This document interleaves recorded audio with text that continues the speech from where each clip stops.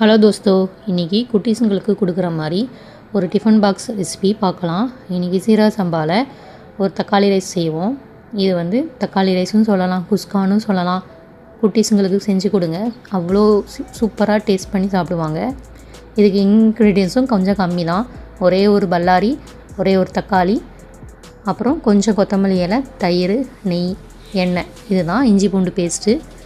நம்ம வெங்காயத்தை எடுத்து பொடிசாக கட் பண்ணி எடுத்துப்போம். அதே மாதிரி தக்காளியையும் பொடிசாக கட் பண்ணி எடுத்துப்போம். தனியாக கொத்தமல்லி இலையும் தனித்தனியாக க்ளீன் பண்ணி கட் பண்ணி எடுத்து வச்சுக்கலாம். இஞ்சி பூண்டு பேஸ்ட்டு உங்களுக்கு சப்போஸ் அந்த டைமில் இல்லாட்டினா ஒரு 2 இன்ச் அளவுக்கு இஞ்சி, ஒரு 3 பல் பூண்டு. நம்ம தக்காளியை கட் பண்ணோம்ல, கட் பண்ணாமல் மிக்சியில் போட்டு அடித்து எடுத்துட்டோம்னா சூப்பரான இஞ்சி பூண்டு பேஸ்ட்டு எல்லாமே ரெடி ஆயிரும். அதுக்கப்புறம் ஒரு குக்கரில் ஒரு 2 ஸ்பூன் நெய், ஒரு 2 ஸ்பூன் ஆயில் போட்டு ஆட் பண்ணிக்கோங்க. இதோட நம்ம கட் பண்ணி வச்சுருந்த வெங்காயம், தக்காளி, கொத்தமல்லி இலை, இஞ்சி பூண்டு பேஸ்ட்டு ஒரு ஸ்பூனையும் ஆட் பண்ணிவிட்டு நல்லா வதக்கி விட்ருவோம்.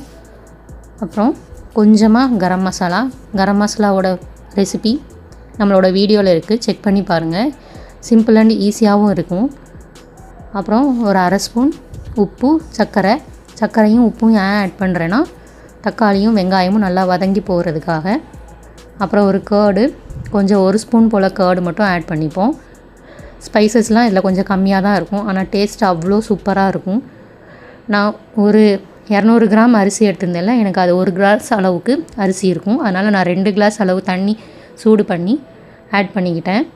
அது கொதிச்சு வந்ததுக்கப்புறம் நம்ம சீரக சம்பா ரைஸ் தான் இன்றைக்கி எடுத்துருக்கிறேன். அதில் தான் அந்த டேஸ்ட்டு கொடுக்கும் உங்களுக்கு, பிரியாணி டேஸ்ட்டு. அதையும் ஆட் பண்ணி ஒரு ஸ்பூன் நெய்யையும் போட்டு ஒரு கொதி வந்தோடனே குக்கரை போட்டு விசில் போட்டுருங்க. ஒரு 3 விசில் வந்தோடனே ஆஃப் பண்ணிடுங்க. இதுக்கு ஈஸியான சிம்பிளான ஒரு சைட் டிஷ் கேர்டு போட்டு வெங்காயம் போட்டு ஒரு சம்பல் தான். இது எந்த ஒரு இன்க்ரீடியமும் நம்மள்கிட்ட இல்லை, எந்த ஒரு காய்கறியுமே இல்லாதப்போ இது செஞ்சு கொடுத்தோம்னா இதுவே அல்டிமேட்டாக இருக்கும். குட்டீஸுங்களும் விரும்பி சாப்பிடுவாங்க. இந்த தக்காளி ரைஸ் பண்ண உடனே இந்த வாசத்துலேயே என் பொண்ணு இன்றைக்கி உடனே செஞ்சு முடித்த உடனே லஞ்ச் கேட்டுடா.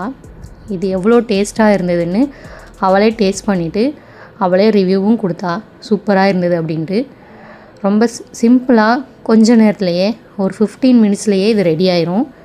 பிள்ளைங்களுக்கும் காலையிலே இது செஞ்சு கொடுக்குறதுக்கு அவ்வளோ ஈஸியாகவும் இருக்கும், நல்லா டேஸ்டியாகவும் இருக்கும். நீங்களும் செஞ்சு பாருங்கள். வேறு ஒரு வீடியோவில் பார்க்கலாம். பாய் தோஸ்தோ.